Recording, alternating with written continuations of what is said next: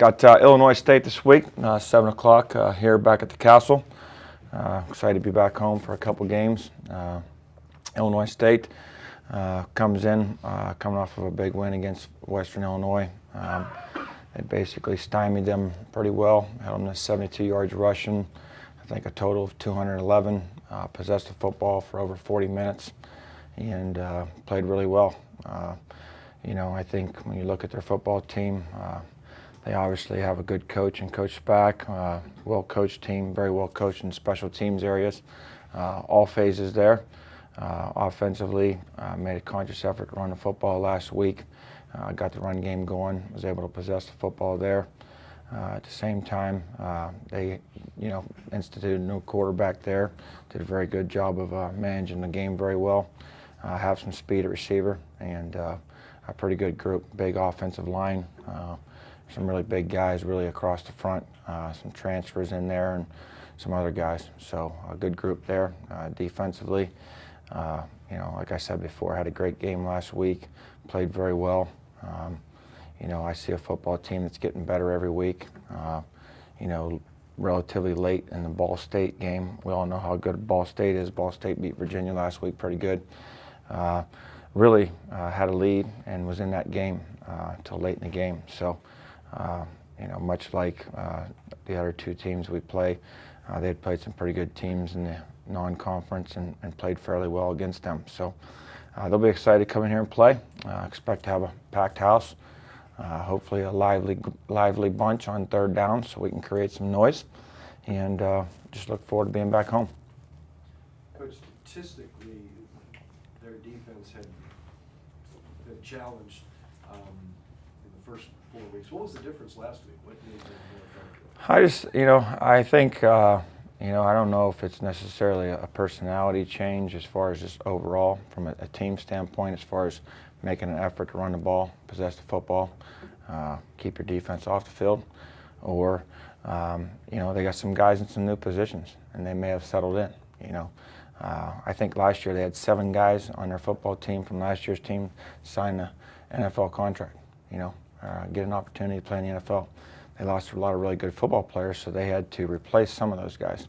Now, they do have some returners coming back, but they had a pretty loaded group last year with NFL talent. So that's probably some of the adjustment, too. Eric, you mentioned you expect a packed house. Why does this football team deserve to play in front of a good crowd? Well, because, we're the hometown team, I've said from day one we play for Youngstown. Everyone around here in this community and all over the place want us to get back to being the Youngstown that they remember in the 90s, and that consists of supporting your team and coming out and filling the place up and making it a hostile environment. We have a great stadium in Stambaugh Stadium, and I think our kids deserve a lively environment. That's our team feeds off of the crowd. That's kind of like the fuel for the engine, and on third down we need to make a bunch of noise so we can make it hard on the opponent, much like North Dakota State. Third down it's pretty loud. No reason why it can't be that way here at Youngstown State. How has this team grown, and are they where you want them to be heading into Saturday's game? We're still a work in progress. There's obviously things that we always strive to improve on. We strive for perfection, and I don't know if that happens in this day and age of football. But, we have to constantly strive for it, though, if we want to win. And I like where our team's at. We're very humble. We're very hungry, and we've learned some valuable lessons from our past. And, we're just going to take things one play at a time, one day at a time, and just handle what we can handle and let the cards fall where they may. Eric, obviously there's a different probably step with 2 road wins. How do you kind of keep that level-headed going into this game? We don't have to do that. We had that experience last year, We know that every game's important, every play's important, in all 3 phases of the game. And, you can't look anywhere beyond that. You have to focus on the task at hand. And the task at hand is just having a good meeting and going to practice and getting better and familiarizing yourself with Illinois State's looks and what their compliments are going to be and what their come-to plays are going to be. Can you talk about their new quarterback? 'Cause it looks like He he did had a- some turnover problems earlier. Well, you know, I think Not it's, him, but the other guy. well, you know, obviously they made a change, and you know, turnovers are usually a indicator of wins and losses at the end of the day. And I was impressed with Winkler they brought in. Did a good job managing the game, and you know, I think they like what they see from him. He's got some mobility. He can run around a little bit, and you're going to have to keep eyes on him. And they'll probably throw some quarterback run game in off of some of the things that we've experienced in the past. So, you know, we got to be conscious of all those type of things. But you mentioned kind of going back to some of the things that the program experienced in the 90s, and one of the credos here was don't get too high after you win, don't get too low after you lose. What form of that, if at all, are you preaching to this football team? Well, I feel much better about our maturity and our leadership. And I think that started after last year, really developed during camp over the summer, but really during camp. We had several players get up and talk to our team in the night meetings and talk about those experiences about, you know, last year, you know, starting out 4-0 and thinking that maybe, you know, even though we didn't necessarily sense that, I could tell that the players may have sensed that with some other players on the team. And we're just a more mature group. You know, these guys are a year older.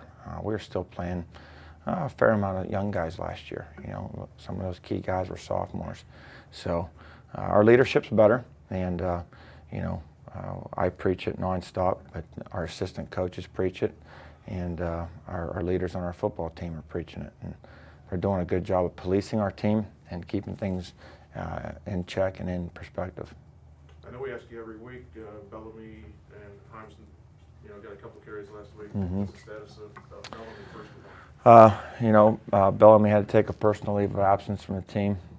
He had some things that he had to work on, you know, with his family. So, you know, until he feels comfortable getting those things squared away, you know, we're going to let him handle those things. Hines, you know, looks pretty good so far. Got a couple carries. I think he's ready to play. You know, it's just we got a pretty good old log jam back there. You know, I mean, there's a lot of guys can play back there, and they're playing really well. I don't want to jinx you, Coach, but I'm going to ask you. I mean, it wouldn't be. That's what you always do. I mean, you take pride in that. Dana the jinx. Haven't turned the ball over, I mean, basically for 2 games, except with Michael dropping the pass against Southern Illinois. Is that just practice? I mean, it's nothing any different than we've emphasized since I've been here. You know, and relatively since I've been here, we've been a low turnover team, except for basically 4 games in October last year. You know what I'm saying? So we're not coaching anything different than we have since day one. The ball's gold. It's ball security. I think defensively we've created some more turnovers recently, and that's been a difference. You know, we talk about creating turnovers, and that's a big, huge help. Coach, you talked about the maturity and the leadership and improved from before. How much of a role do you think that's played in you guys winning these road games, where last year maybe that strip by DeLucio doesn't happen, maybe that big play doesn't happen? Do you feel like that's played a role in this year's team? Oh, I don't think there's any question. You know, I think sometimes you know, coaches can only do so much. It has to come from within the team, and you know, Donald's a year older. Tevin Williams is a year older. Those guys are all a year older, and they're giving us leadership. Dom Rich is a year older, you know, and I think, you know, maybe in the past, or you know, it's really probably more in this day and age. When all of us in here grew up, when someone wasn't doing something right on a team, we would call them out. That was okay, you know. I mean, that was understood. That's the way it was. Well, now, when young people try to call each other out or you know, correct them or get them going, there's sensitivity, you know, and we had to get this team to understand that we can't be sensitive about those kind of things. We're in this as a team, and when another player is getting on you, you know, he's not trying to embarrass you. He's trying to motivate you to do better, and this team needs you, and that's part of the process, and that's something we deal with young people today. is that they don't handle being criticized or motivated very well, and that's something that you got to learn as you become a team. Coach, can you talk about the progress of Jamel Smith and how he's been doing? Well, Jamel's a redshirt freshman. We actually last year went to him about potentially pulling his red shirt, but in hindsight, that was probably the best decision we didn't. And he's having a good year. He still has a lot to learn. He's a freshman. He'll be around here for a long time. And I think he's a really good player. I think Trey Moore coming in here has made him better. Those two have a really good competition going. And Jamel knows that if he makes a mistake, there's another guy can go in. A lot of times depth is your best friend or motivator as a coach. But Jamel has done some good things. He had the big play in the game, obviously, there. And those are the kind of plays we expect from our safeties. Eric, do you like the primetime lights game, that kind of thing? Mm-hmm. 7 o'clock's a good time, Tailgate lot will be revving and roaring, I'm sure they'll be having a good time. Gives us a little bit more of an opportunity to get a little more meeting time and some walkthroughs and just kind of shore some things up as far as what our game plan is. But, 7 o'clock Stambaugh Stadium night game, good football team playing, that's a place to be. Coach, the series with Illinois State has traditionally been very tight going way back. They've been great games. What benefit, especially looking back at last year, what benefit do you see the way you won these last 2 weeks perhaps paying Saturday night? Well, it'll be a 4-quarter game. It'll be a 60-minute football game.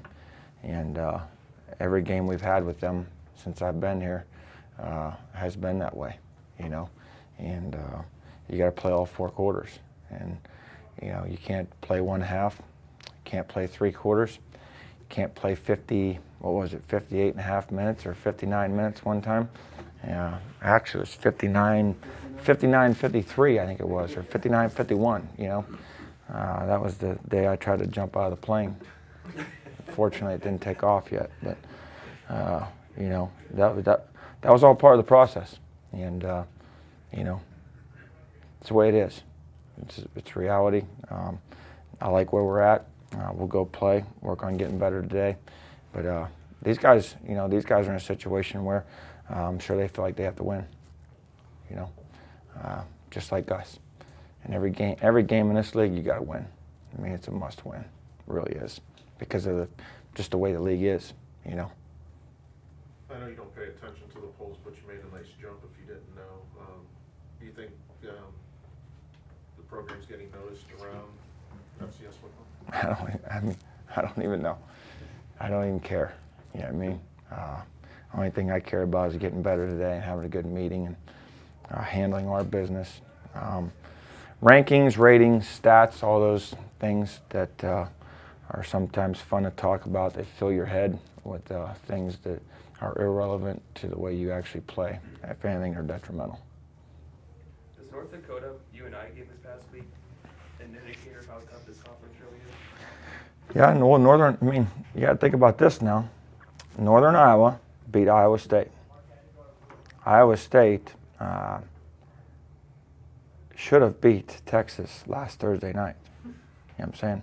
Did you happen to see that game? I heard about it. Yeah, so there were some thieves running around there. But I can tell you this, Northern Iowa's a good football team. There's not a bad team. Who's the bad team? There's not a bad one. We just all play each other, so you all have about, some guys end up at 500. There's no bad teams in our league.